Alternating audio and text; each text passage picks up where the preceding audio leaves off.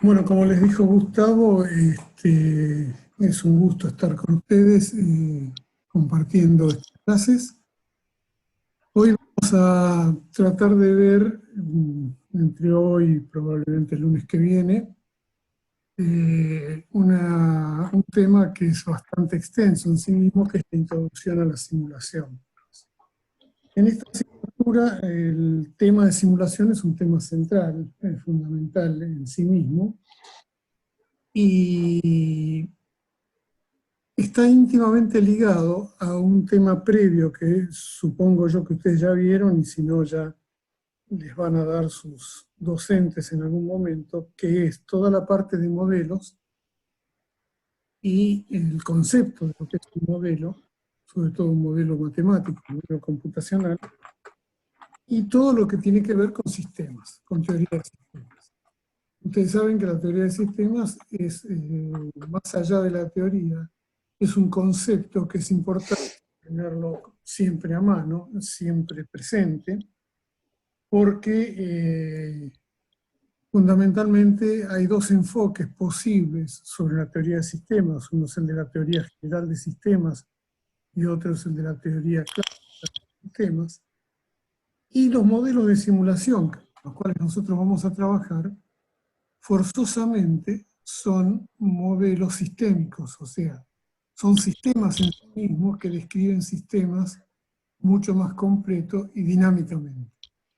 Entonces, si pensamos que tenemos que tener el concepto de sistema bien arraigado, hoy lo único que vamos a mencionar es alguna clasificación de los modelos de sistemas para entender cuándo los sistemas pueden estar fuera de control, pero no la base de la teoría de sistemas, que es una cosa que ustedes tienen que conocer, por lo menos a lo largo de esta cursada bien, y es fundamental en su carrera. La carrera de informática se basa en un conocimiento sólido de la teoría de sistemas. Bien, dicho esto, entonces vamos a tratar de encarar el tema de simulación desde un punto de vista teórico-práctico. O sea, sería muy bueno que podamos hacer algunas simulaciones simples. Tradicionalmente estas simulaciones simples se pueden hacer con lápiz o papel, se pueden hacer con una moneda, pero nosotros tenemos una herramienta muy poderosa que es la hoja de cálculo. Entonces, con hoja de cálculo podemos llegar a hacer algunas simulaciones muy sencillas y entender no cómo se hace un simulador, sino cuál es el concepto básico aplicado a la simulación.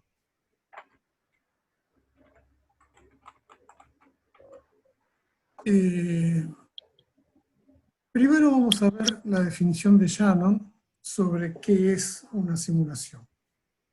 Ustedes deben haber oído hablar de Shannon. Shannon es uno de los padres de la informática moderna, en el sentido que es una persona que se ha dedicado a varios de los aspectos fundamentales aplicados de la informática. Fundamentalmente, el tema estadístico, el tema de las respuestas estadísticas y los análisis estadísticos. Dentro de ese concepto de análisis estadístico y pruebas estadísticas hay un campo de...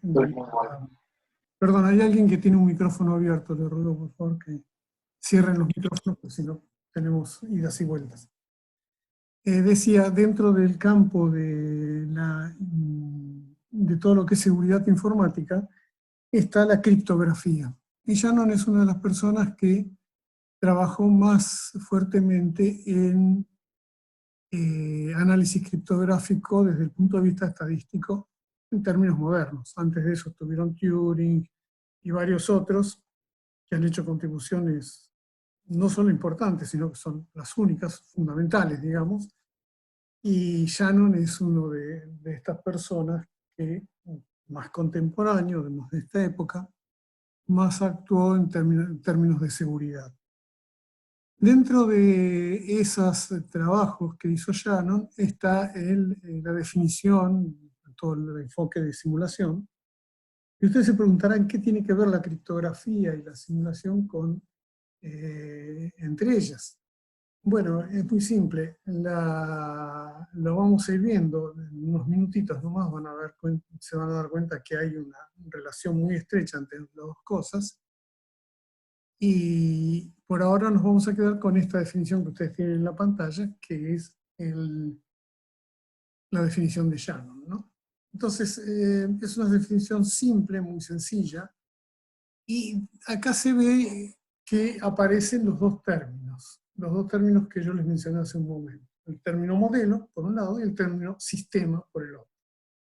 Entonces, un modelo es aquel que ustedes recuerdan, es aquella parte, es aquella realidad que uno construye, que trata de representar en forma muy resumida y usando solamente algunas variables, una parte de la realidad, una parte muy pequeñita de la realidad.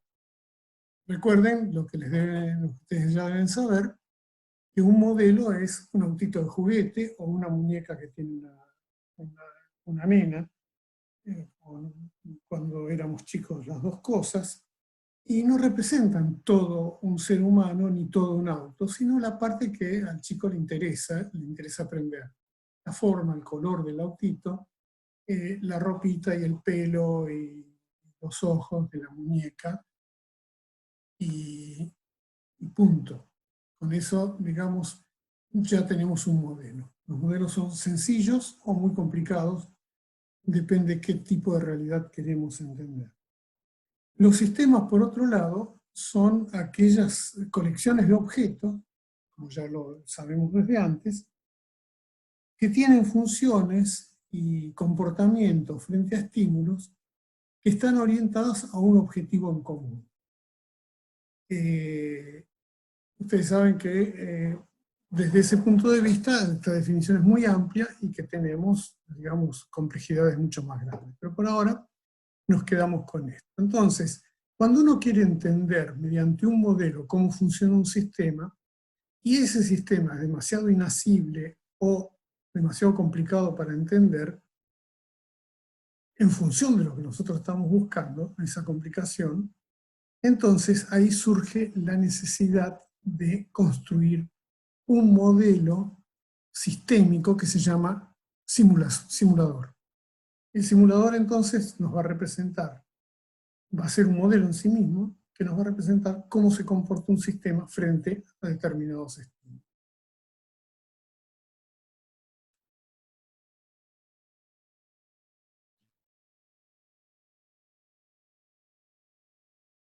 Acá tenemos un modelo, un simulador que todos conocemos o oímos hablar, que son el SimCity. Es un simulador viejo de computadoras antiguas de 16 bits, que podían mostrar cómo evolucionaba un sistema muy complejo como es el crecimiento de una ciudad a lo largo del tiempo. Esto es un simulador, que es un sistema informático en sí mismo bastante complejo, que es capaz de representar algo que uno no podría de ninguna forma ver en términos de tiempo real. O sea, si uno quisiera ver la evolución de una ciudad a lo largo de los siglos, frente a diversos avatares, no, tendría que dedicarse toda la vida a eso y no lo podría lograr.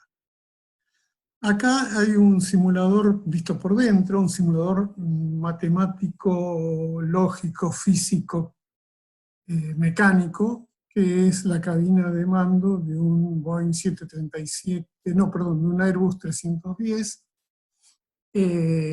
con el operador a la izquierda de la pantalla está el operador del sistema, y los usuarios del sistema se sientan en la cabina de mando. Entonces, sin necesidad de arriesgarse, se puede evaluar, de arriesgar una máquina, de arriesgar la vida de nadie, se puede evaluar cómo reacciona la tripulación, los pilotos, frente a adversidades diversas, como que se pare un motor o que una bandada de pájaros choque contra el avión o haya un incendio o lo que fuera, o una falla mecánica simple, se puede evaluar cuál es el comportamiento de la tripulación. Acá tenemos ese mismo simulador visto por afuera. Acá tenemos un simulador de una máquina, en este caso es una máquina del ejército, un Hammer, blindado que se utiliza para enseñarle a los tripulantes futuros cómo se maneja sin necesidad de estar arriesgando material de ningún tipo. Acá tenemos un simulador que es de la FIP, un simulador de plan de pagos. Como ven, es totalmente diferente a los demás. Este es un simulador informático, hecho en una plataforma web, y tiene una componente mecánica. Acá tenemos un simulador que es un túnel de viento, que mira cuál es la posición más apta de un deportista que hace esquí sobre nieve para ofrecer menor resistencia a laminar al flujo de viento. Acá tenemos algo parecido, que es un túnel de viento, muy antiguo de la década de 1950, que estaba ensayando un prototipo físico hecho en madera, que también es un simulador, de un avión que se construyó en la Argentina hace varios años. Ese es el avión terminado y que voló. Acá tenemos un simulador también argentino de aviones para ver la carga aerodinámica que funciona en Córdoba, que todavía existe y que es impresionante verlo y puede llevar velocidades de viento de hasta 900, 800 kilómetros por hora. Acá está el avión que estaba en la maqueta de madera de la diapositiva anterior, terminado, pero que también es un simulador porque esa X que tiene pintada significa que es un prototipo. Y un prototipo, de alguna manera, es un modelo de simulación. Ese es el mismo avión, pero ya en la Guerra de las Malvinas, actuando. Acá tenemos un simulador de Toyota para sus autos eléctricos. Acá tenemos un simulador en computadora para resolver problemas de geometría. Acá tenemos un simulador que se usa mucho, que es para hacer diagramas de flujo para, por ejemplo, calcular el movimiento de material en una planta. Y por último, un simulador en computadora para calcular la trayectoria de un proyectil balístico. Como ven, hay simuladores de todo tipo. Vamos a mirar lo que dijimos hace un rato de los sistemas. Habíamos dicho que los sistemas podían clasificarse de muchas maneras, pero ahora nos vamos a interesar solamente en esta clasificación menor, pero que sin embargo es muy importante y que podríamos estar hablando toda la tarde sobre esto, porque está relacionado con, digamos, toda la base teórica de la simulación. Esto se refiere a la estabilidad de los sistemas. Nosotros estamos muy acostumbrados, y son muy útiles, a trabajar con sistemas estables. ¿Por qué digo muy acostumbrados? Todos cursamos física, todos cursamos geometría y álgebra, y generalmente todo apunta a describir la realidad como un sistema estable. Describir como un sistema estable significa que no hay grandes transiciones, ni grandes cambios, ni grandes retroalimentaciones, sino que todo funciona girando, atornillado, a este sistema de, digamos, a este sistema que no tiene sorpresas. ¿Qué quiere decir?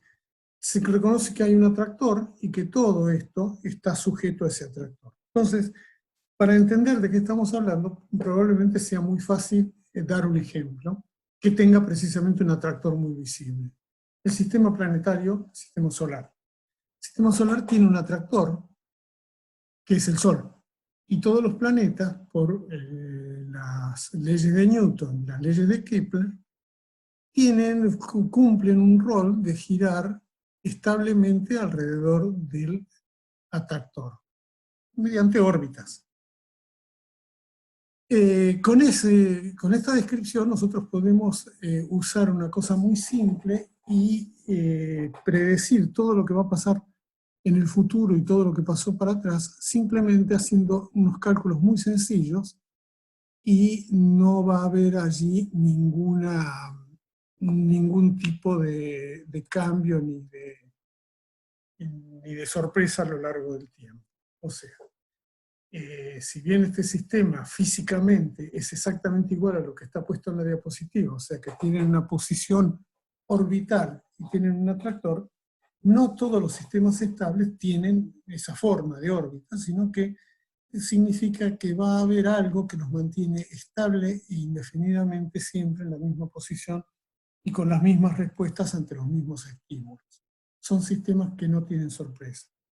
Fíjense que el sistema solar es un sistema en el cual Newton, por ejemplo, hace 300 años, 400 años atrás, pudo sentarse una tarde y con lápiz y papel, ya que no había calculadoras, calcular cuánto iba a caer, cuándo iba a caer la Semana Santa hasta el año 2025, y esto se cumple perfectamente, es porque la Semana Santa tiene que ver con las fases de la Luna, y la Luna forma parte del sistema solar que hemos descrito, y funciona perfectamente bien, y va a seguir funcionando hasta que no haya una fuerza externa al sistema que destruya ese sistema o le cambie los parámetros. Obviamente el sistema solar es un sistema que puede describir perfectamente bien todo lo que está ocurriendo con el sistema solar precisamente, pero no cómo se inició ni cómo va a terminar. O sea, mientras esto funcione de la forma que está prevista en el sistema, todo eso funciona bien. El segundo grupo de sistemas son los sistemas inestables, con la mariposa de Shannon acá en el dibujo. De ahí viene, hay una teoría que dice que el efecto mariposa viene de ese dibujo, pero no es así, no tiene nada que ver. Son los sistemas que tienen dependencia, alguna dependencia de las condiciones iniciales, entonces no hay un atractor. Ahí entramos en sistemas más complejos. Vamos a seguir con la astronomía. Ustedes saben que el sistema solar es un sistema estable, lo acabamos de decir. Pero el sistema solar forma parte de un sistema más amplio, un suprasistema, y ese suprasistema no es otra cosa que, digamos, el modelo de universo. El modelo de universo es un modelo en expansión, es un modelo dinámico, se está moviendo, está siempre cambiando continuamente, ya que las galaxias se alejan unas de otras, aparecen agujeros negros y ese tipo de cosas. Entonces, eso es algo que depende fuertemente de alguna condición inicial. ¿Cuál fue esa condición inicial? Se supone, hay una teoría muy fuerte, muy reconocida, que es el Big Bang. Entonces, a partir del Big Bang, el suprasistema universal está evolucionando, es inestable, se está moviendo y tiene una dinámica muy particular, con una escala de tiempo que nosotros no entendemos, pero dinámica al fin. Dentro de ese sistema inestable hay subsistemas estables que son los sistemas solares, el cual el único no es el nuestro, sino que hay varios. Entonces, allí no se reconoce un atractor, al contrario, no existe el atractor, ya que el sistema en sí mismo no reconoce un punto de referencia, por lo menos no algo que se conoce. Y por último están los sistemas caóticos. Los sistemas caóticos son aquellos que tienen una muy alta dependencia de las condiciones iniciales y oscilan entre un atractor y un no atractor continuamente, o impredeciblemente al menos. Estos sistemas conforman una teoría en sí misma y empezaron en la década de los años 60 a raíz de un meteorólogo, de un astrónomo, una persona que se dedicaba a la astronomía, llamaba Lorentz, que usando 4 ecuaciones diferenciales y aprovechando que existían ya las computadoras de más o menos alta potencia de cálculo en los años 60, que ahora serían cómicas frente a lo que tenemos en el bolsillo en un celular nomás, entonces decía que Lorentz quiso hacer un modelo de predicción meteorológica. Y lo hizo y funcionaba, pero con cierta discrepancia con la realidad y no entendía por qué. Entonces, como él estaba haciendo un simulador, en definitiva, lo corrió varias veces y descubrió que el mismo modelo no repetía los mismos resultados y lo corrió 2 veces seguidas, con los mismos datos de entrada. Como es matemático, se puso a revisar exactamente qué es lo que pasaba en su modelo matemático que entraba en una computadora y se encontró con una pequeña sorpresa.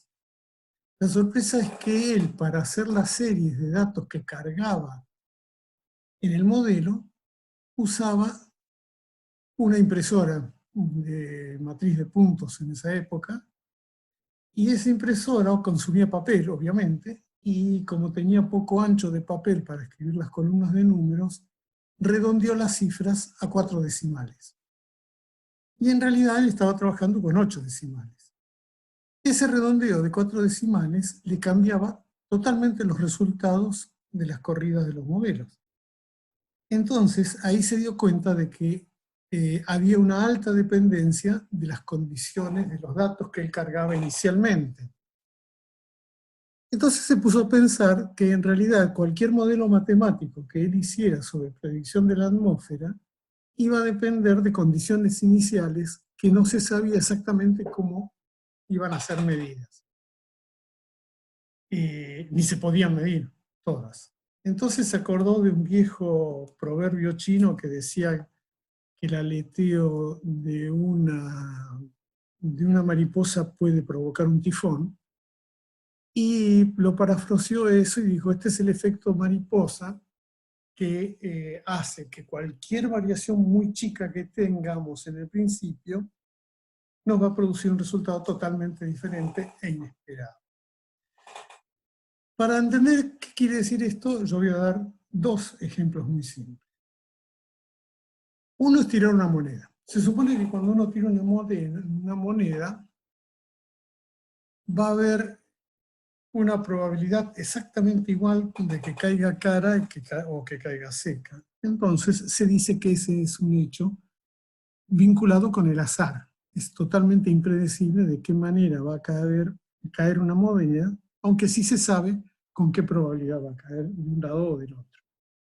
Sin embargo, uno puede pensar, poniéndose en serio, fumando una pipa si quiere, que si yo sé exactamente cuál es la posición de la mano, cuál es la fuerza que hago con la uña, cómo coloco la moneda, cuál es el peso de la moneda, cómo estoy moviéndome, cómo están las condiciones climáticas, y empiezo a sumar variables y variables y variables, voy a poder predecir exactamente de qué manera va a caer la moneda.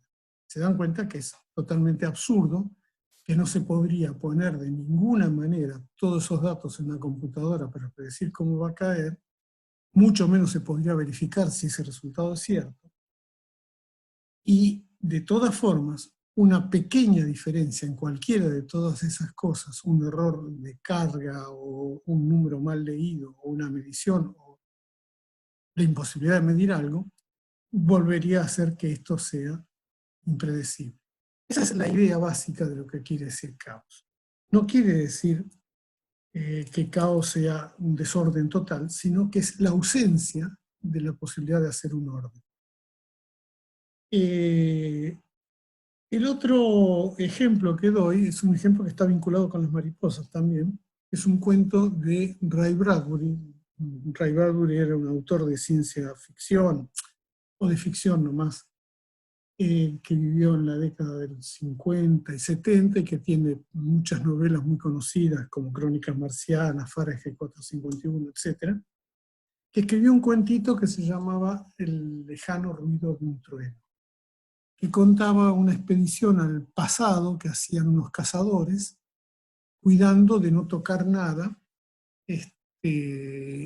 porque conocían que podía pasar algo si tocaban algo del pasado. Entonces el cuento cuenta que van con un cazador que se asusta y pisa una mariposa. Y cuando vuelven al presente, se encuentran que había un cambio muy pequeño, pero cambio al fin en la sociedad. ¿Qué era ese cambio? Esa mariposa, a lo largo de los millones de años hasta donde ellos habían viajado, había hecho un cambio acumulativo, paso a paso, y el sistema era totalmente distinto. Una vez más, el proverbio chino. Un aleteo de una mariposa en una parte produce un tifón muy lejos en otro lado. Entonces, esto es lo que es un sistema caótico.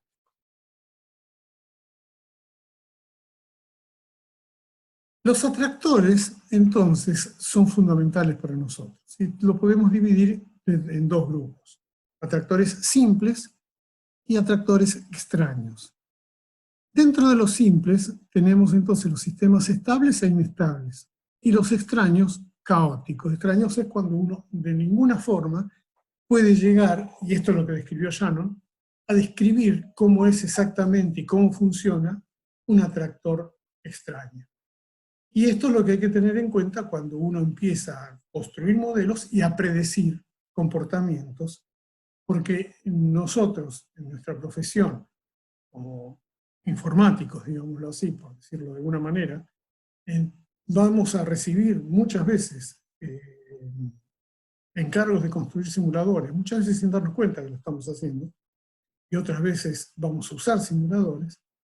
Tenemos que tener muy claro que pueden ocurrir que estemos usando atractores extraños. Y si estamos usando atractores extraños, tenemos que pensar que siempre vamos a estar trabajando con sistemas caóticos.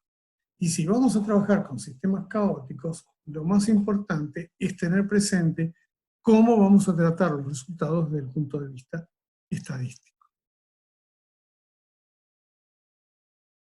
Entonces, vamos a empezar a ver algo sobre simulación. Vamos a ver cómo se construyen simuladores. ¿Por qué empezamos por acá? Con construirlos si no sabemos la teoría.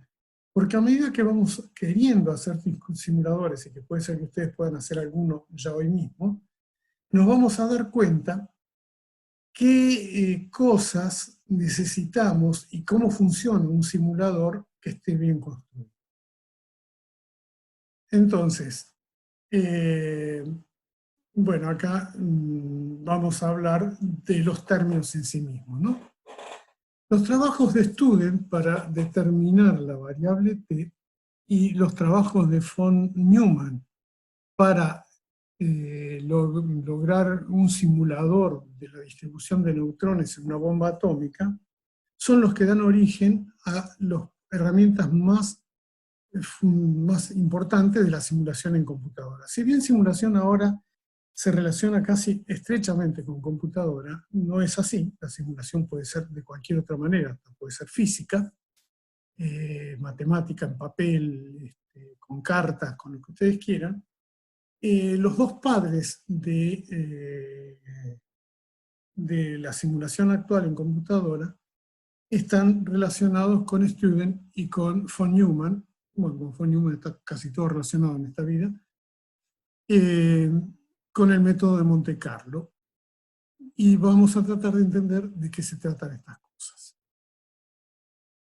Entonces, el sistema conceptual modelo es el sistema que nos puede hacer entender de alguna manera cómo es un sistema real. Un sistema real es aquella cosa que está en la naturaleza, que nos rodea, en la cual nosotros vivimos y todo eso, y que para poder entenderlo generalmente nosotros lo que hacemos es ponerle límites. Si no, nuestra vida es un solo sistema. Nosotros lo que hacemos siempre es ponerle límites. Por ejemplo, un médico quiere estudiar el sistema circulatorio, está bien, le pone límites, pero sabe que en realidad está estudiando el sistema cuerpo humano. Los límites los llevan a estudiar solamente lo que tiene que ver con el sistema circulatorio. En ese sentido, es claro que el sistema circulatorio es un subsistema del sistema cuerpo humano. El sistema cuerpo humano es un subsistema del sistema especie humana y bla, bla, bla, podemos seguir para arriba y para abajo. Porque el sistema circulatorio también tiene subsistemas como son los tejidos, el sistema del tejido sanguíneo, el sistema del tejido capilar, el sistema de los vasos, tiene muchos subsistemas. Entonces, ¿dónde se termina un sistema? Donde uno quiere, donde el estudioso quiere, que es donde pone los límites. ¿Cómo lo estudia? sabiendo cuáles son las variables de ese sistema. Pero suelen ser muchas, y muchas de ellas se relacionan con otros sistemas. Entonces, ahí aparecen los modelos. Los modelos lo que hacen es achicar aún más ese sistema, ponen las variables que quiere estudiar y deja de lado a las demás, y crea una especie de cápsula donde uno estudia nada más que la parte que quiere. Y por último, la simulación toma ese modelo y lo reproduce, o ve cómo funciona, o lo pone en una computadora, o lo limita aún más, o lo extralimita. Por ejemplo, puede simular qué pasa si se envenena el flujo sanguíneo sin necesidad de matar a nadie. Entonces, es esto lo que se llama un sistema conceptual. El modelo y la simulación son sistemas conceptuales. El simulador es menos conceptual y más práctico, pero alimenta el modelo básico conceptual, o se alimenta de él. Todos estos sistemas podrán tener soluciones. Las soluciones pueden ser no factibles, pueden ser posibles, pueden ser óptimas, simplemente satisfactorias, o uno puede elegir de estos conjuntos aquellas que sean razonables y que satisfagan nuestros resultados.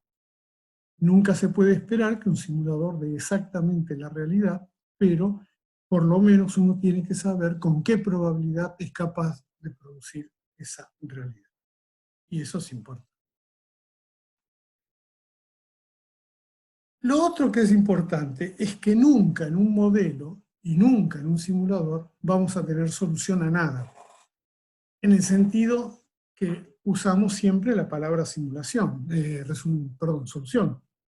Solución no es como en los problemas que, dado cierto planteo, esta es la solución, sino que acá la solución va a ser otra cosa, no va a ser esa solución matemática fija, 2 más 2 igual solución 4, no.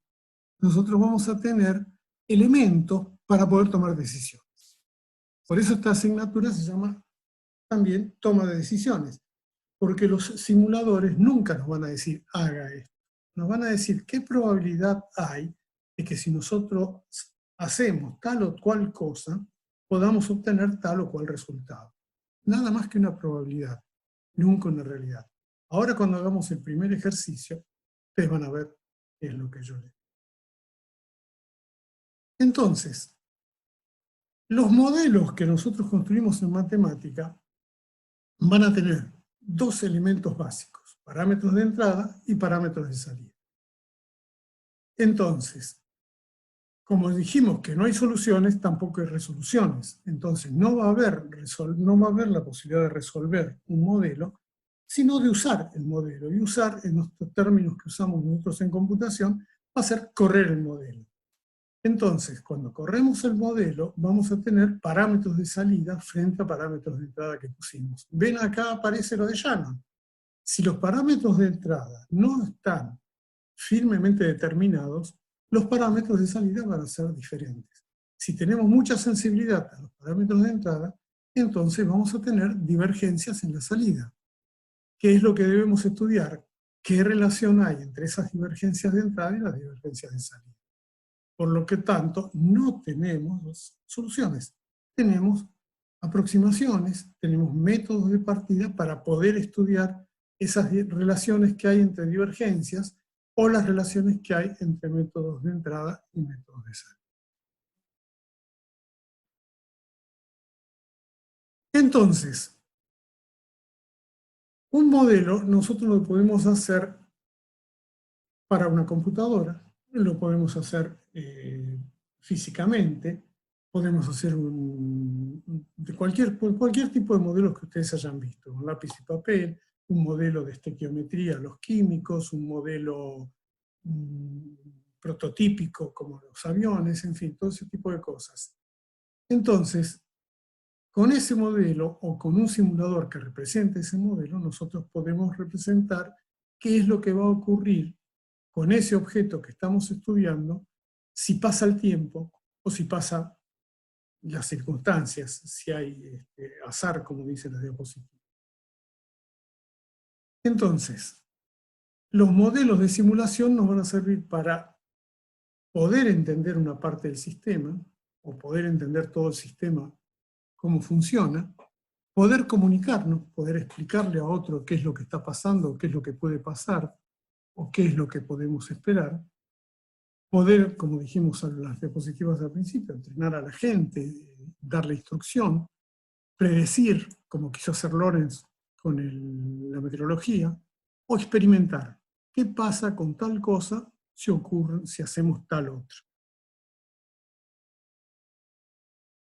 Entonces, si nosotros tenemos una abstracción del sistema, vamos a entender todo lo que ocurre en el sistema. Una ayuda a la comunicación es el modelo que nosotros usamos para poder transmitir nuestras ideas, nuestros conceptos o los conceptos de otros. Acá tiene el ejemplo de un arquitecto. El arquitecto, para poder explicarle al constructor cómo quiere que se haga la casa, tiene que hacer un plano, y es la mejor forma, y el plano es un modelo icónico, un modelo gráfico, representa la realidad, pero la representa de una forma que la puede entender el constructor y cualquier otro. Bueno, para educar, para manejar juegos, vehículos, todo eso, los entrenamientos también. Para predecir, es lo que ya habíamos dicho, cómo va a funcionar un avión frente a determinados, cómo va a reaccionar una persona frente a determinadas circunstancias, ese tipo de cosas.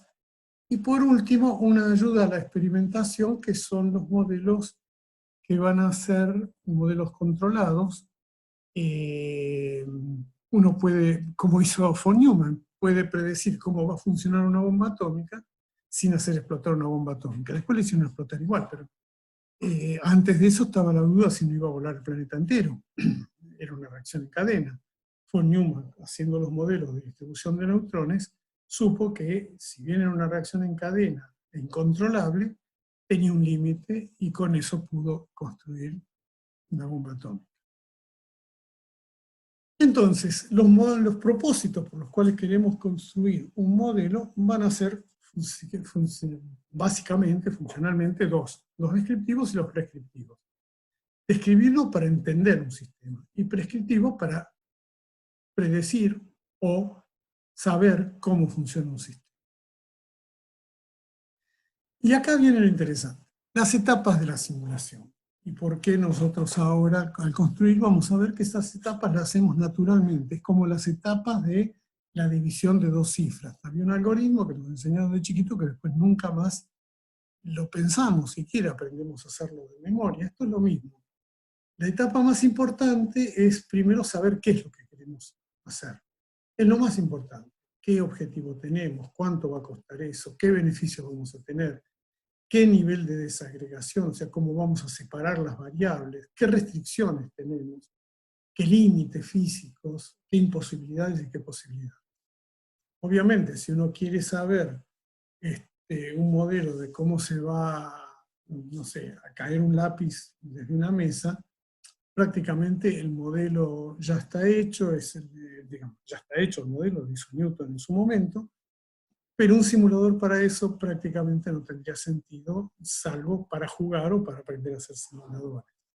En cambio, cómo saber cómo se va a comportar un producto que tiene determinados componentes a lo largo del tiempo, almacenado en determinadas condiciones, podría ser útil usar un simulador y no perder tiempo esperando a ver qué pasa con ese producto. O qué pasaría si se rompe la represa de un dique.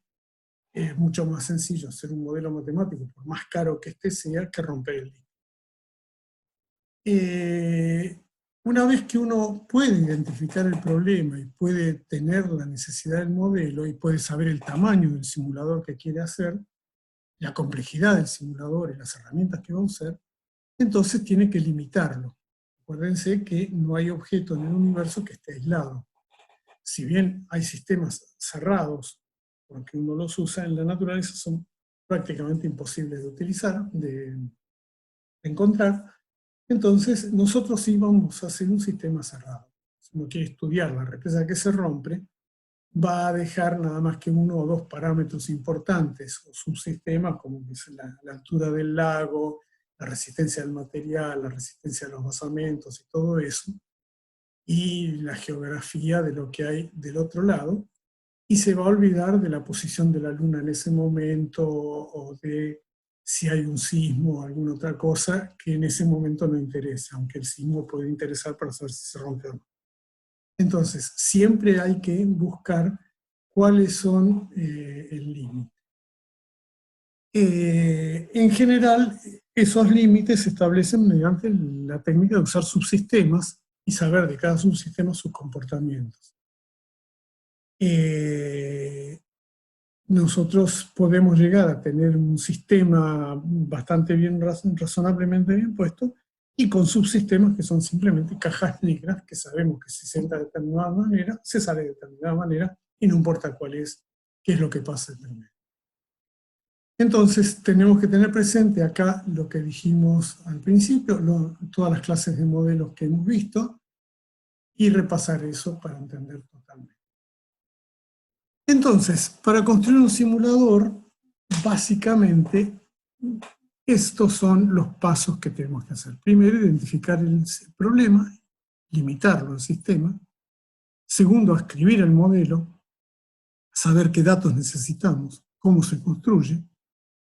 Después, validar si ese modelo funciona bien o no. Si funciona mal, volver a formular el modelo. Si funciona bien, empezar a hacer un diseño con todos los experimentos que vamos a hacer y sacar conclusiones. Si las conclusiones son aceptables, hacemos la documentación y lo aplicamos.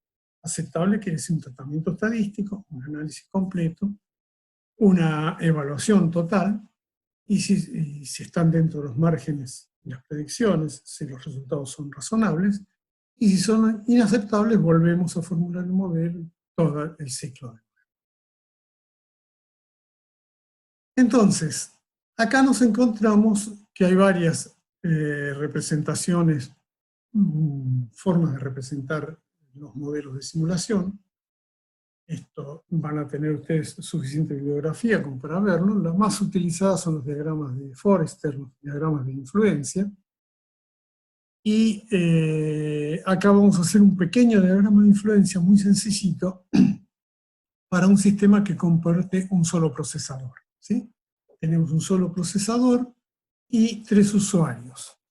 Esos 3 usuarios toman servicio de ese procesador. Entonces, el procesador central va a ser el que acá llamamos CPU. Tenemos 3 terminales, usuario 1, usuario 2 y usuario 3, y cada uno va a tener sus variables. Las discretas, que solamente la tiene el CPU, y las continuas, que lo tienen los 3 usuarios.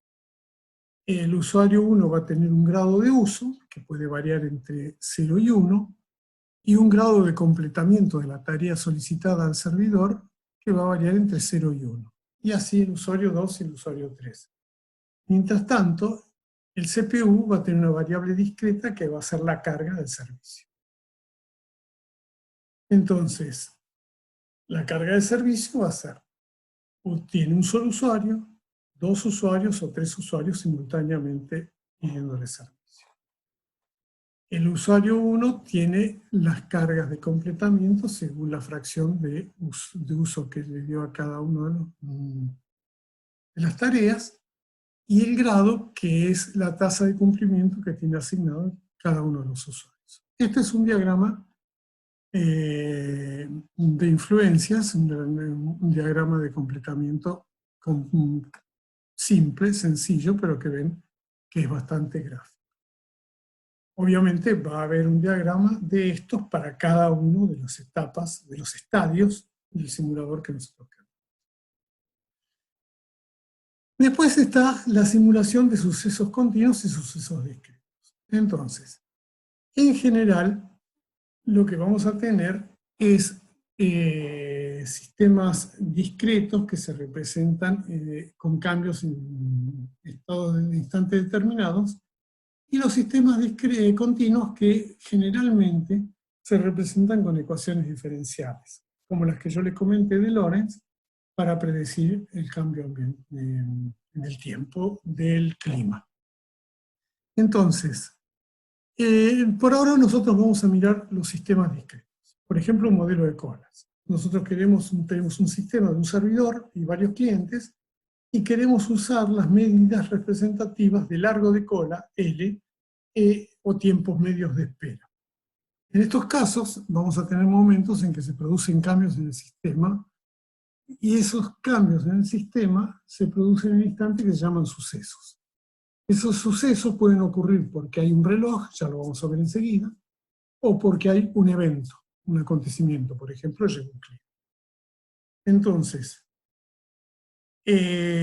acá vamos a tener que definir cuáles son las variables más importantes.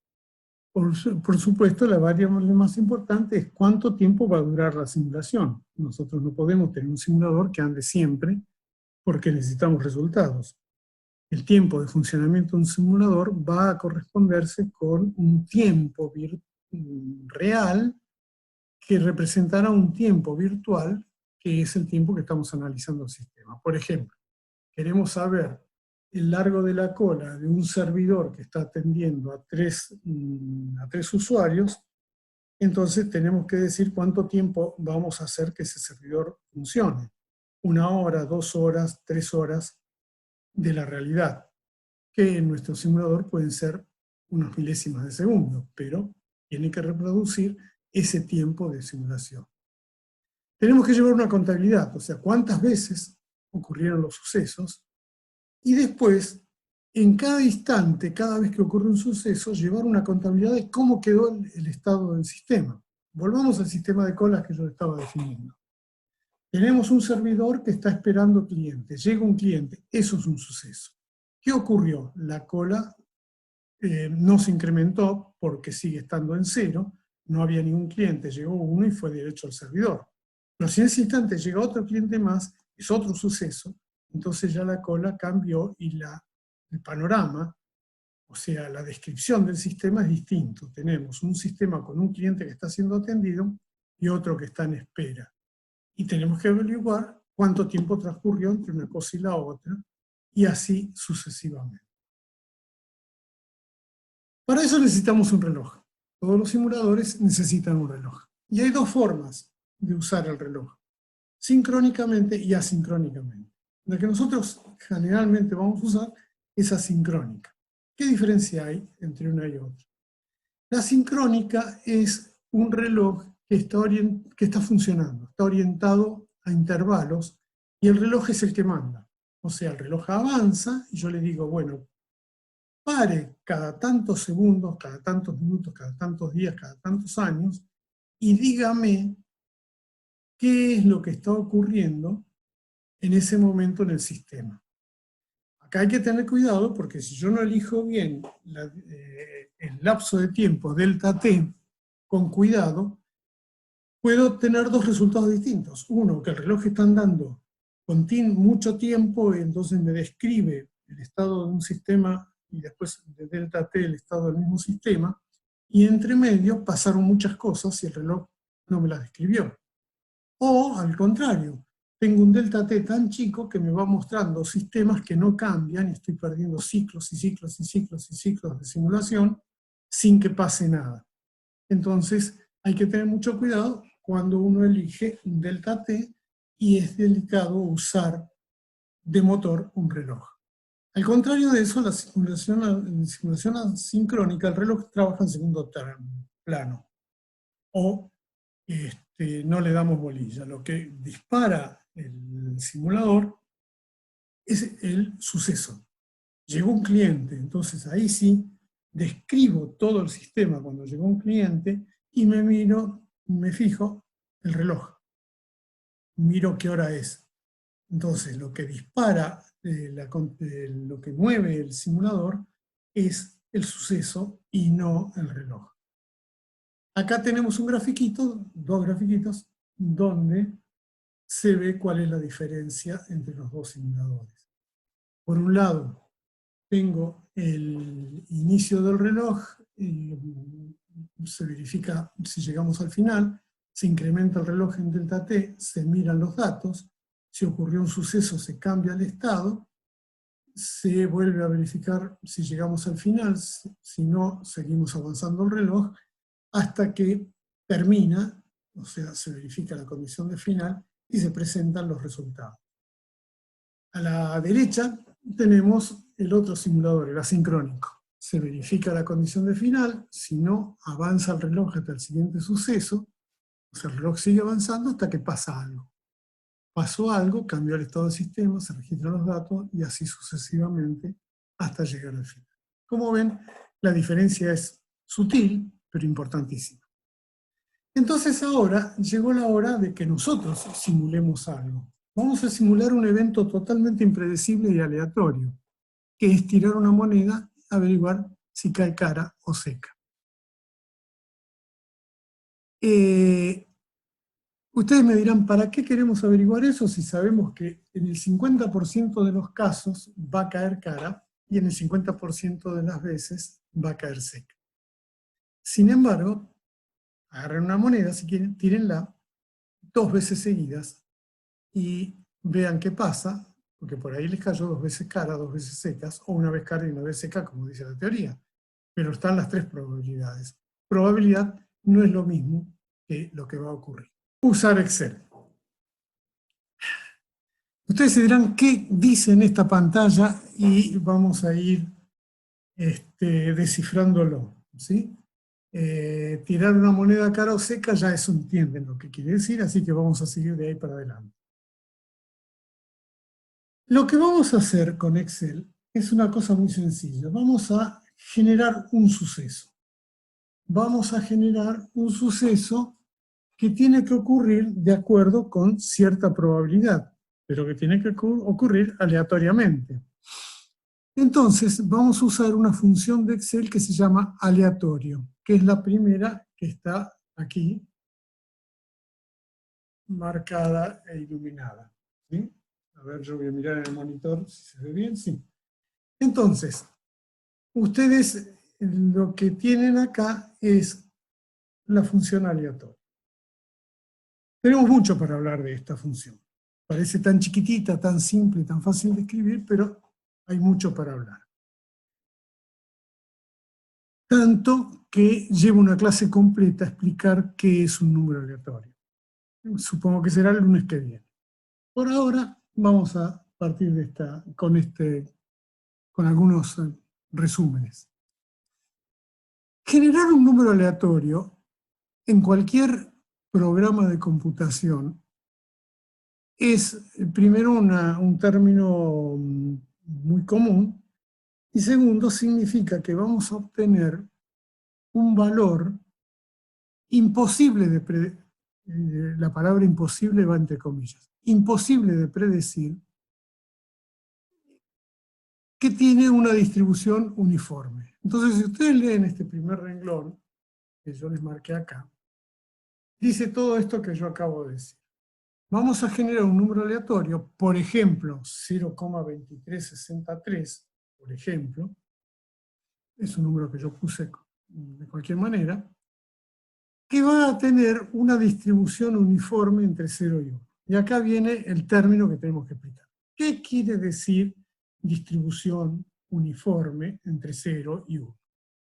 Vamos a explicar. Si yo estoy generando un número que tiene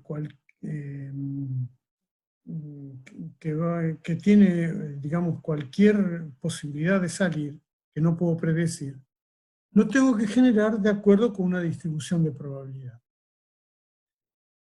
Si yo tuviera una distribución normal, diría que estoy generando un número aleatorio con una distribución normal entre 0 y 1.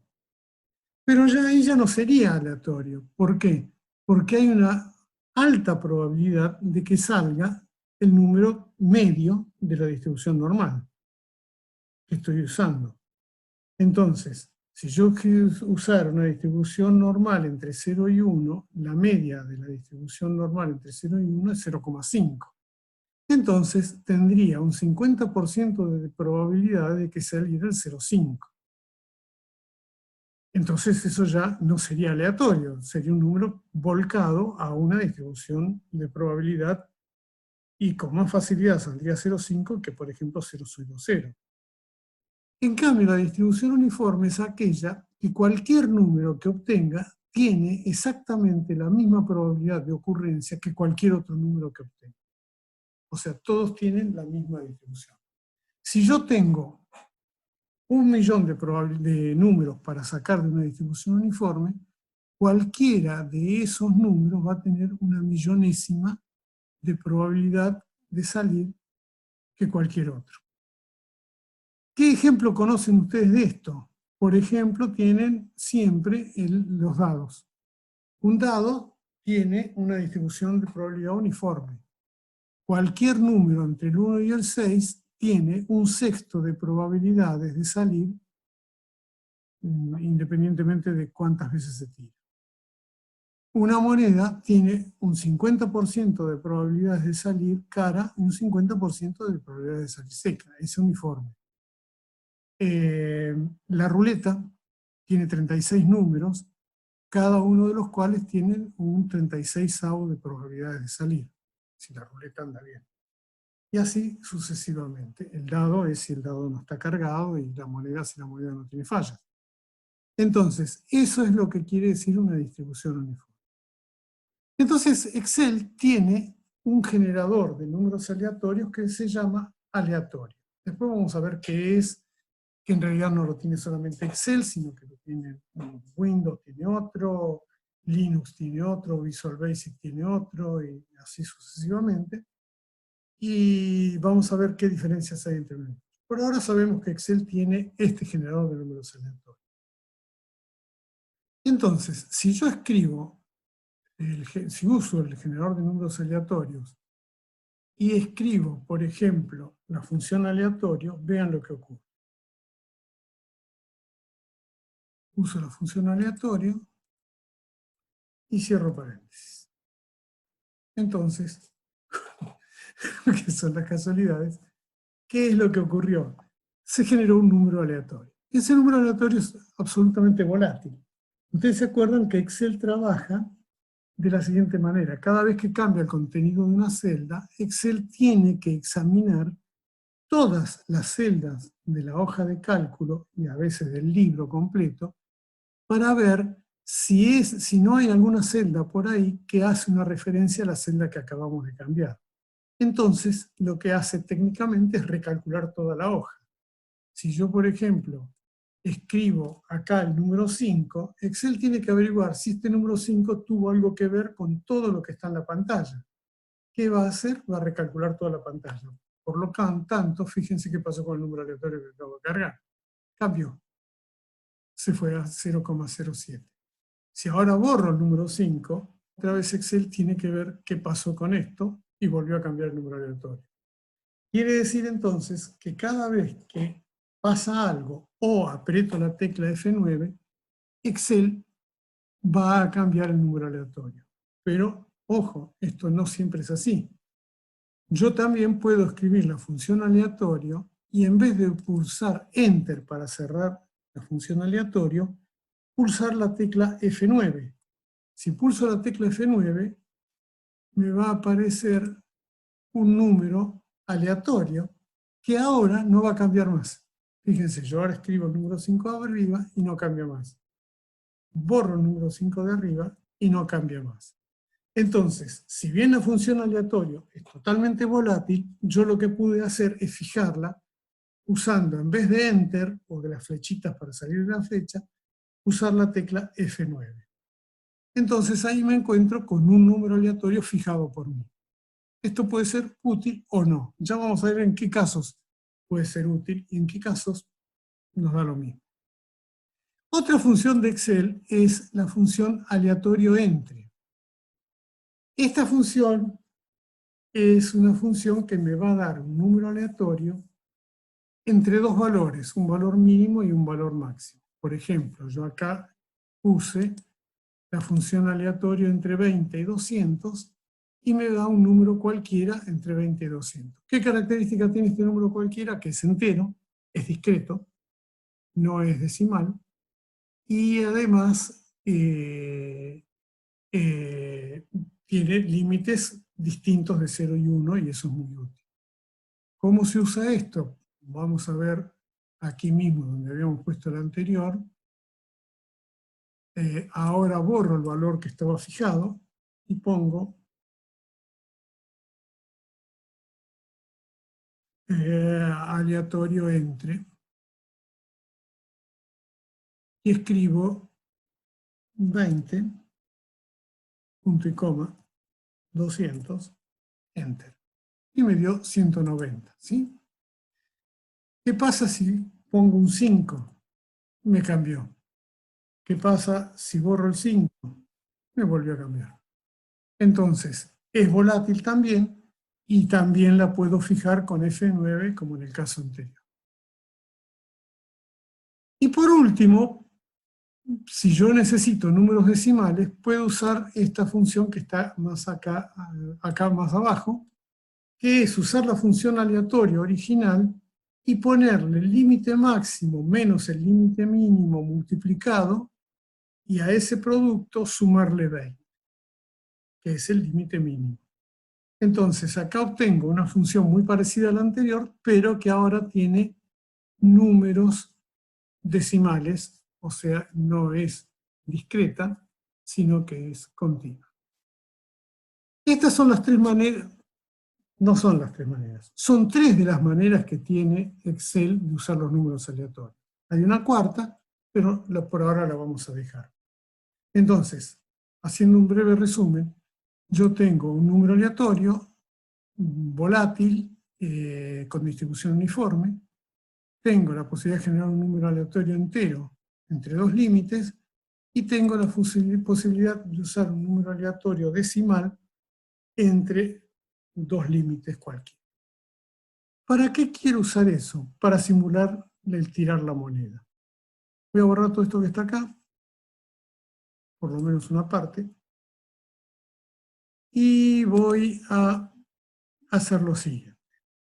Uso un lugar cualquiera de la hoja, el renglón 14 en este caso, y voy a decir, en este lugar yo genero un evento aleatorio con distribución uniforme, que después tengo que convertir a otra distribución uniforme, que es tirar la moneda.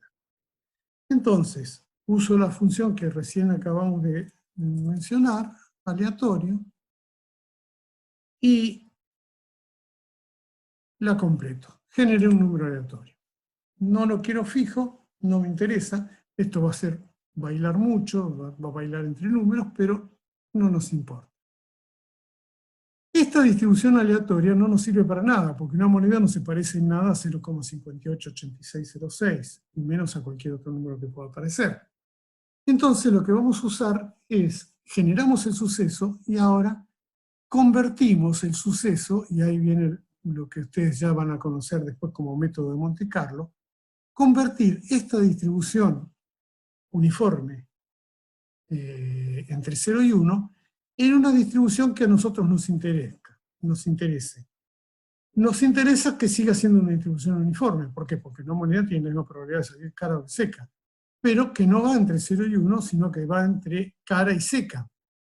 Entonces la vamos a convertir usando probabilidades. Esto parece complicadísimo, pero sin embargo fíjense qué sencillo es. Nosotros ponemos si, la función lógica si, el número que acabamos de obtener es menor que 0,5, entonces decimos que esto es cara.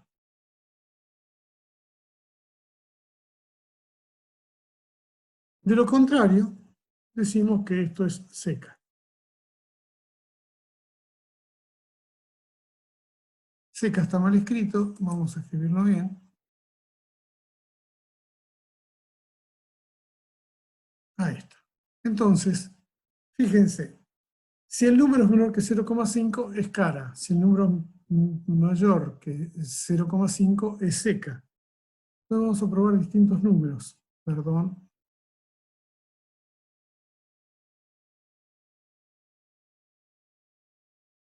Ahí está, cambiamos el número, 0,2 sigue siendo cara, cambiamos el número, ahora es seca, cambiamos el número, es seca, Como ven, salieron 2 caras seguidas, 2 secas seguidas, y así sucesivamente. No nos sirve tirar una sola moneda, porque para tirar una sola moneda, tiramos una moneda y listo. Queremos saber qué es lo que ocurre en la realidad cuando uno tira, si quieren, 1000 monedas, no sé, 2000.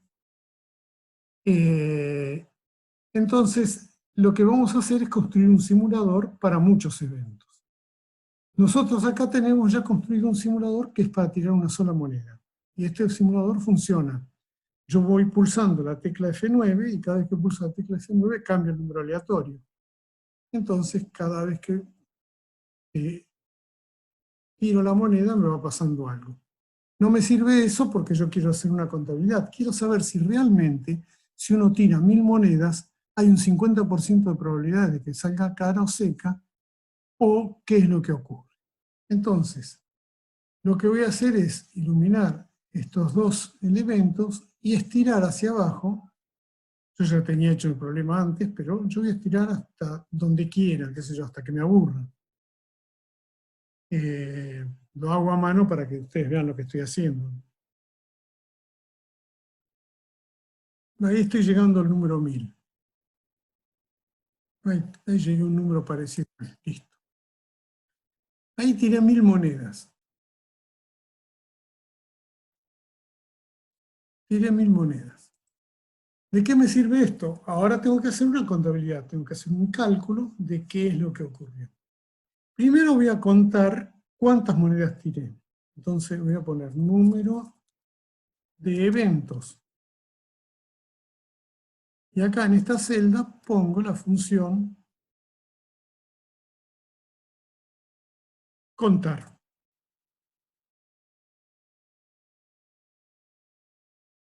Que le digo que cuente todo lo que hay en la columna A, que son números, nada más. Si hay fotos y esas cosas no me importa. Entonces cuento toda la columna A. Tengo 999 eventos. Yo quería simular 1000, me equivoqué. 999 está cerquita, pero no son 1000, pero no importa. Si después le agrego más, no me cambia nada y ya tengo. Entonces, lo otro que quiero hacer es contar cuántas caras hay. Entonces, ahora pongo contar sí. Entonces, le digo que me cuente el rango A, perdón, el rango B,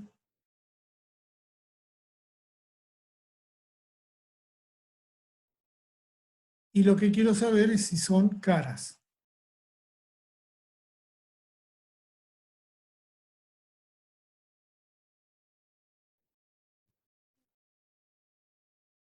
Entonces, bueno, lo puse mal, acá serían 518 son caras. Por lo tanto, podría poner que tengo esta función, el total de las monedas menos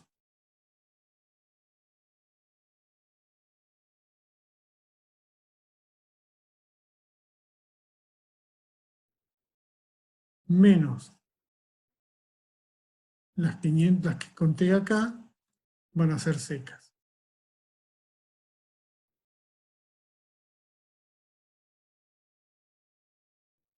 Y ahí tengo hecha la contabilidad. Puedo llevarlo a porcentaje, en fin, puedo hacer lo que ustedes quieran. Si quiero acá puedo poner el porcentaje de lo que obtuve en caras, el porcentaje de lo que obtuve en secas. Como son casi 1000, me está dando un porcentaje directo. 50,7% más o menos caras y 49,2% son secas. Ese número cada vez que apriete F9 va a cambiar. Como se ve ahí. Entonces hemos hecho nuestro primer simulador. Este simulador, que parece una tontería, es una tontería, en realidad tiene todos los elementos que tiene que tener un simulador. Vamos a ver. El generador de eventos, lo hicimos acá. En toda esta zona, en la columna A es el generador de eventos. Ocurrió un evento. ¿Sí? Ocurrió un evento. Está en la columna A. El método de Monte Carlo, o sea, transformamos ese evento de manera tal que nosotros lo podamos leer. Está en la columna B. lo hemos transformado de una distribución uniforme entre 0 y 1 a una distribución uniforme entre cara y seca. Esa es una transformación. Fíjense cómo nos podemos dar el lujo con un simulador de cambiar valores numéricos por valores que no son numéricos sin ningún problema. Y por último tenemos este sector de acá, que es sumamente importante, que vamos a pintar de amarillo, que es la contabilidad y presentación de resultados. Entonces, en esta corrida que hicimos, el 50% son caras, 51% son caras, 49% son secas. Fíjense qué importante que es tener este resultado. ¿Por qué? Porque este resultado nos dice lo que ocurre con una simulación. Y esa simulación puede cambiar en cualquier momento si yo hago otra corrida. Otra vez aprieto F9 y tengo otros valores. Ahora el 52 contra el 48. Y son valores reales. ¿Cuál es la diferencia de la predicción? La predicción es 50 y 50. La realidad es que no es 50 y 50, sino que cuando se tiran monedas realmente, lo más real que puede ser con una simulación, nos está dando una leve diferencia de con 50 y 50. Pero esto se acentúa más si uno ve los eventos personalmente. Fíjense, supóngase que esto sea una competencia entre dos personas. Hay una, el señor que eligió cara, que en los primeros 5 o 6 eventos tiene más suerte que el otro, ¿sí? Fíjense, hay uno que sacó más caras que secas en los primeros eventos. Y eso es lo que tiene que ver con los juegos de azar. Si los juegos de azar se funcionaran exclusivamente como lo predicen las probabilidades, no serían de azar, por un lado, y por otro lado nadie ganaría, ni nadie tendría suerte, ni nadie tendría mala suerte. Entonces, hemos construido el primer simulador y es un simulador simple, pero que tiene todas las características de todos los simuladores que ustedes quieran. ¿Alguno lo pudo hacer en Excel en simultáneo? O lo pueden hacer después para jugar y van a ver que funciona y que pueden hacer otras pruebas. ¿Alguno lo hizo?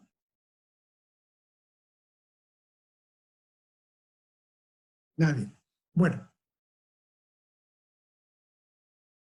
¿Vamos? Sí, ahí Facundo lo hizo. Ah, no lo escuché. Bueno, me alegro, Facundo. ¿Te fue bien? Y Franco también.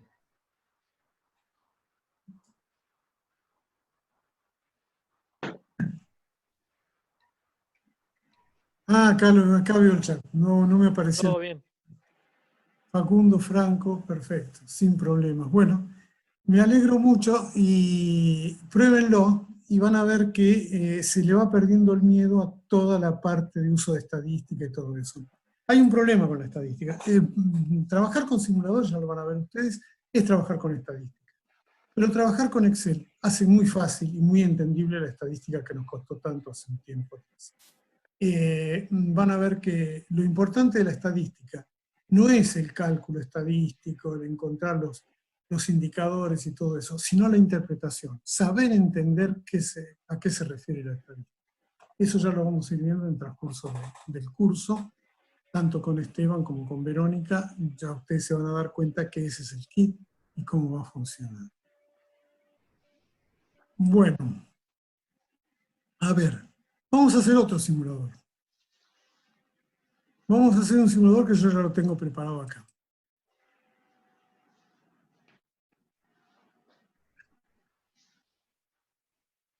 Este simulador lo tengo hecho aquí y van a ver qué sencillo que es. Vamos a suponer que tengo el siguiente problema. Tengo un modelo de colas. Ese modelo de colas es el problema, a ver, lo vamos a escribir acá. Acá está. Lo vamos a simular acá. Yo ahí tenía una prueba que hice para ponerlo en una diapositiva, pero acá lo vamos a ir construyendo. Este es el modelo de colas y todo lo que yo ya preparé en Excel para calcular una cola. El enunciado del problema diría así: tengo un procesador, qué sé yo, no sé, algo, un servidor, que es capaz de despachar a un cliente con una probabilidad del 60% en un momento dado. y la probabilidad de que llegue un cliente es del 0,4%. Entonces, vamos a hacer un simulador basado en eventos. Los eventos son la llegada y salida de clientes. Entonces, a mí lo que me interesa es saber cuál es el largo medio de la cola y cuál es el largo máximo de la cola. Los que estudiaron o los que estudian en algún momento teoría de colas, la teoría de colas es, digamos, todo un modelo de eventos basado en simulación y tiene varios sistemas. Este sería un sistema MM1, cuando ustedes estudien o vean teoría de colas, los que ya estudiaron ya lo van a entender, es que quiere decir que llega un cliente con distribución exponencial, que el cliente sale con distribución exponencial y hay un solo servidor. Ese es un modelo MM1. Lo anoto acá para que se acuerden. ¿Sí? MM1. Este es nuestro modelo de colas que estamos usando ahora.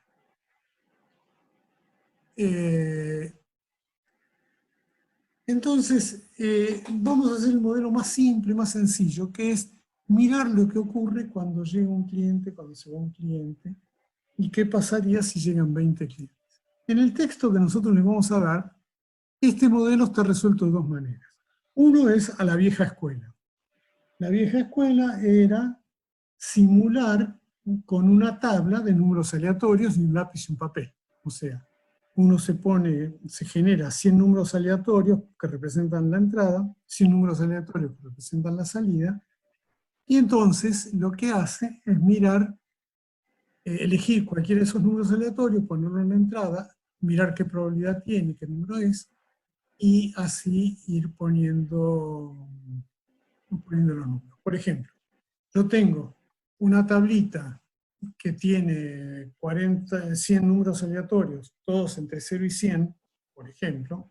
La tabla la puedo construir yo, sacarla de un libro. Hay libros, o había libros con tablas de números aleatorios. Entonces voy a tener 25, 80, 75, 24. Entonces yo digo, bueno, si el número es menor que 40, es que tuvo un 40% de probabilidades de que llegue un cliente, entonces elijo un cliente. ¿Se dan cuenta?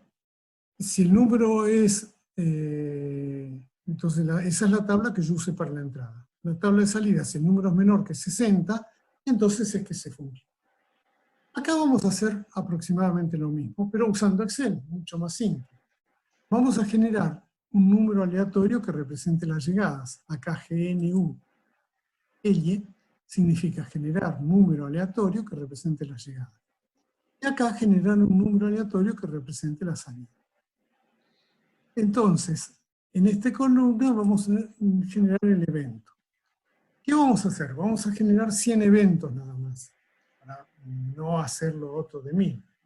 Entonces ponemos un 1, ponemos un 2, y lo que hacemos es generar 100 eventos, 100 renglones.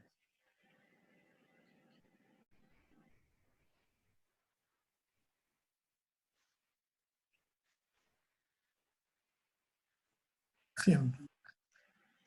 Tenemos 100 eventos. Ya van a ver por qué hacemos esto. Acá vamos a generar un número aleatorio para las llegadas. Entonces nosotros podemos hacer lo mismo que hicimos hoy, generar un número entre 0 y 1, y después calcular cuál es menor que 0,4, o ya directamente generarlo menor o mayor que 40 para calcular las entradas. Entonces, vamos a generar un número aleatorio entre 0 y 100.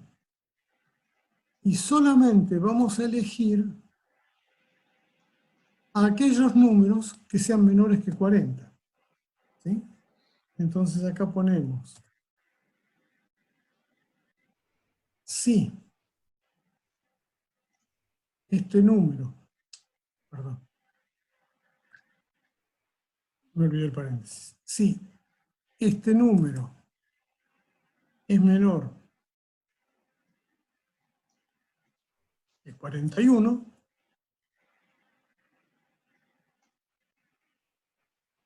entonces llegó un cliente. Si no, no llegó nadie. ¿Se entiende la sintaxis? Si C7 es menor que 41, entonces llegó un cliente. De lo contrario, es que no llegó nadie. Y efectivamente, como es menor que 40, llegó un cliente. Ahora vamos a ver la salida. Vamos a hacer exactamente lo mismo. Vamos a generar un número aleatorio igual que este en la salida. Entonces, lo copiamos o escribimos de nuevo. Aleatorio entre 0 y 100 y generamos el número que corresponde a la salida. Y ahora hacemos la contabilidad. Entonces, la conversión, perdón. Si este número es menor que 61, entonces se fue un cliente, sino ninguno. Y ahí tenemos el primer suceso. Entonces, I representa un suceso. ¿Qué hacemos acá? La contabilidad del primer momento, del primer suceso. ¿Cómo hacemos la contabilidad del primer suceso? Acá es complicado porque tenemos dos contabilidades. La primera vez es una y las siguientes se hacen de otra manera. ¿Cómo es la primera vez? No puede haber números negativos. Acá está la posibilidad de que haya llegado un cliente y haya salido uno. La L, si hacemos la suma entre los que llegan menos los que salen, entonces tendríamos un número negativo. Y no es el caso, nosotros no queremos un número negativo. Entonces, ¿qué hacemos acá? Ponemos que sí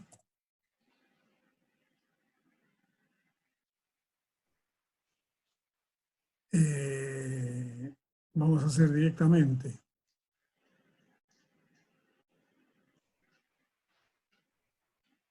esto menos esto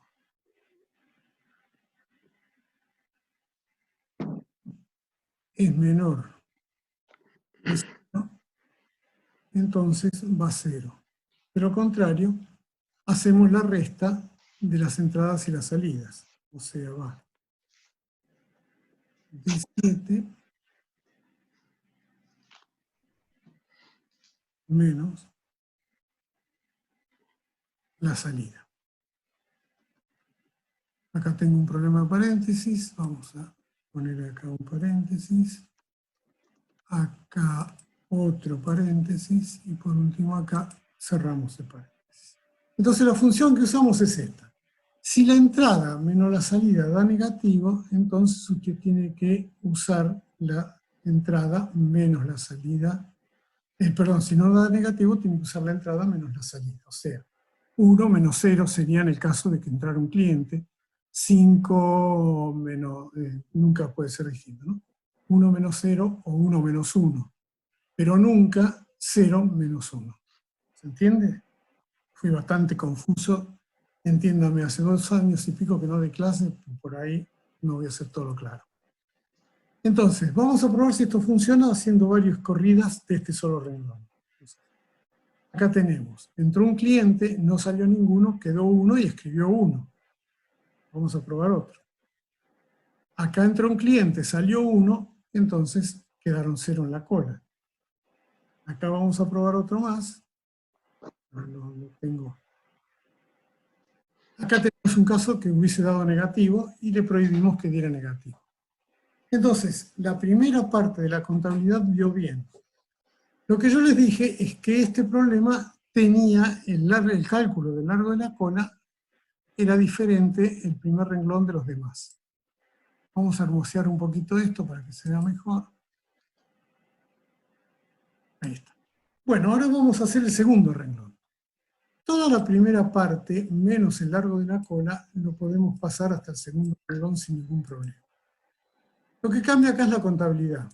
Entonces, vamos a cambiar la contabilidad. Para eso vamos a trabajar con la función anterior. La arrastramos, bien, y ahora la editamos. ¿Qué pasa acá? Acá cambió la contabilidad. El largo de la cola no es solamente la suma algebraica entre las entradas y las salidas, sino que ahora tenemos que agregar a la suma algebraica entre las entradas y las salidas lo que quedaba de la cola, del largo de la cola en el estado anterior. O sea, lo que tenemos que agregar es un factor nuevo que es el largo anterior más la entrada menos la salida. Y acá hacemos lo mismo. El largo anterior más la entrada menos la salida. Y esa es toda la modificación que tenemos que hacer. Entonces, vamos a probar si esto funciona. Funciona porque la salida esta no fue negativa y no hubo ninguna entrada. Acá hay algo que no funciona. 1 más 1, sí, hay algo que no funciona. No, sí, está bien. Entró 1, salió 1, está todo perfecto. Acá tenemos otra. Y así sucesivamente parece que es muy rara la posibilidad de que se acumule gente. Vamos a tener que cambiar las probabilidades. Se dan cuenta, acá había 1 en el largo anterior, acá no quedó ninguno, entonces sigue habiendo 1. Bueno, ya está. Ahora lo que vamos a hacer es arrastrar esto hasta el final para que nos queden los 100 completos. Ok. Acá abajo vemos que hubo casos en que llegó a haber un largo de cola de 3. Entonces, ahora vamos a hacer una cosa muy sencilla. Vamos a contar cuántos eventos tenemos. Una vez más, usamos la función contar. Contar cuenta nada más que números de celdas numéricas. Le decimos que nos cuente directamente la columna B. Y ahí tenemos 100 eventos. Esto está bien porque si queremos cambiar esto y hacerlo con más, no tenemos que cambiar más nada. L media, vamos a tener que hacer la suma de todas las L's y dividir entre 100. Entonces vamos a hacer directamente, no, vamos a hacer algo más fácil, vamos a hacer el promedio de la columna G.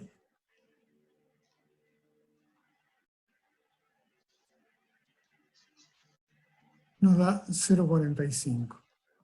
Y el L máximo, vamos a hacer el máximo de la columna G. Entonces, en este caso tenemos 1. Y efectivamente vemos que no hay ningún número mayor que 1.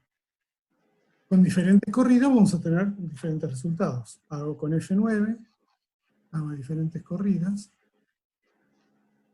Ahí tenemos un L máximo de 3 con una media de 0,38. Si ustedes buscan teóricamente esto, no por simulación, usando las fórmulas que están en nuestros libros para un modelo MM1, van a ver que los números no son los mismos. Absolutamente no son los mismos.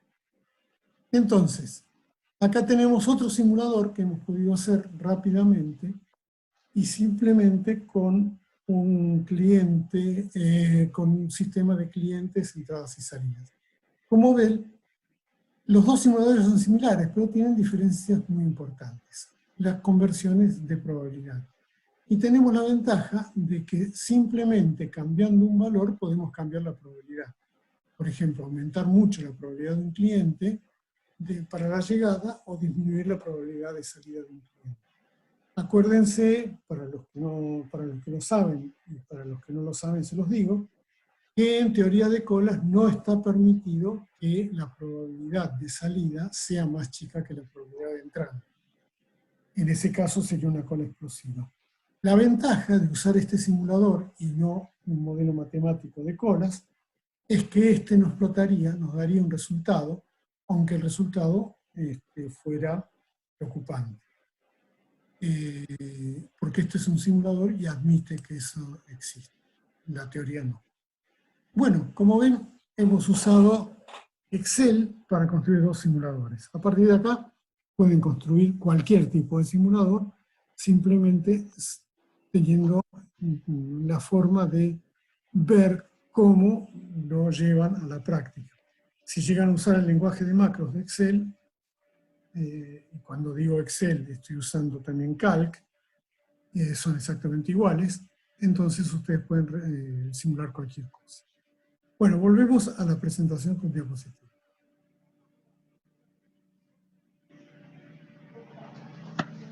Acá yo tengo un ejemplo para estudiar un caso concreto y ver cómo sería estudiándolo matemáticamente y no usando Excel. Yo tengo un sistema que puede fallar y quiero estudiar cuál es el tiempo de falla. Alejandro, Sí. ¿qué deberíamos ver en la pantalla?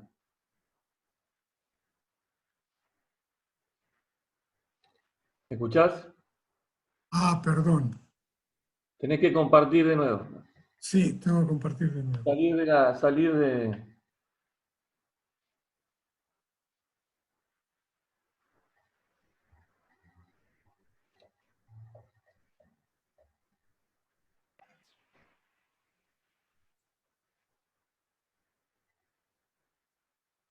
Ahí va. ¿Se ve? Sí. Perdón, discúlpenme, es falta de... Perfecto, se ve bárbaro. ¿Todo bien? Bueno. Entonces vamos a ir terminando, vamos a redondear, pero vamos a ver un ejemplo simple de un procesador que puede fallar por cualquiera de los dos componentes que... Perdón, de un sistema que puede fallar por cualquiera de las fallas que pueda haber en los sistemas de entrada y salida del sistema de procesamiento. Hay incertidumbre y vamos a tomar que el tiempo de falla de la entrada y salida es X1, el tiempo de falla del procesador es X2, y el sistema va a fallar cuando cualquiera de los dos falle primero, y queremos calcular cuál es el tiempo que puede tardar en fallar el sistema. ¿Sí?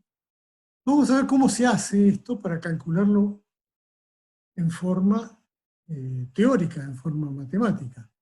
Es una distribución exponencial, como la de las llegadas y las salidas de recién, pero acá lo que hicimos es, en vez de usar una distribución exponencial, no habíamos usado una distribución exponencial propiamente dicha en el primer ejemplo. Acá sí tenemos que usar una distribución exponencial con un parámetro lambda. ¿Se acuerdan que lambda, en una función exponencial, es la media, la tasa media de ocurrencia? Entonces acá tenemos una tasa media de ocurrencia que, por ejemplo, ponemos que es lambda para lambda I1 y lambda I2. Tenemos una tasa lambda de ocurrencia.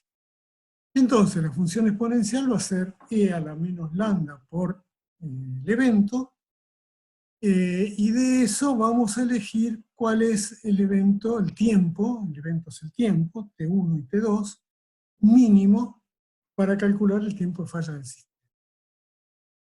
Entonces, es muy simple. Lo que tenemos que hacer es nada más que hacer esa integral y resolver esa función. Entonces, la función exponencial va a ser esta que está anotada acá abajo, se puede calcular por Excel, Excel tiene exponencial, y poniendo el tiempo t, poniendo lambda, se puede resolver cuál es el tiempo t promedio en el cual va a fallar. Y lo otro es a resolver, como dijimos recién, la integral. Si usamos el método numérico, nos queda que la estimación del tiempo E sub t va a ser directamente la inversa de la suma de lambda 1 y lambda 2. Entonces, si lambda 1 valiera 1 y lambda 2 valiera 2, entonces tenemos un tercio. O sea, en un tercio de día habría una falla, porque el más chico, eso daría, digamos, el valor más chico. O sea que cada 8 horas habría una falla. Esto está muy bien, ¿y cómo lo podríamos simular? Haciendo este algoritmo. Si hacemos este algoritmo, podríamos tener un generador de números aleatorios que nos generara un número aleatorio con una distribución uniforme, que nosotros la podemos convertir usando logaritmos con una función muy simple, que está acá, en una distribución exponencial, e ir calculando las fallas hasta que haya una falla. Como ven, Esto sería una cosa un poco más complicada y una conversión un poco más complicada. Lo que sí ahora es explicar entonces cómo es la generación de números aleatorios, y una vez sabido eso, lo que vamos a hacer es aprender, digamos, cuáles son los métodos de conversión como este que les estoy mostrando como ejemplo. Esto no pretendo que ustedes lo vean y lo entiendan ahora, sino que lo vamos a usar como un ejemplo de conversión del método de distribución aleatoria normal, uniforme, a cualquier método con cualquier distribución, normal, exponencial, fraccionaria, potencial, lo que ustedes quieran, ¿sí? Bueno, entonces dejaríamos acá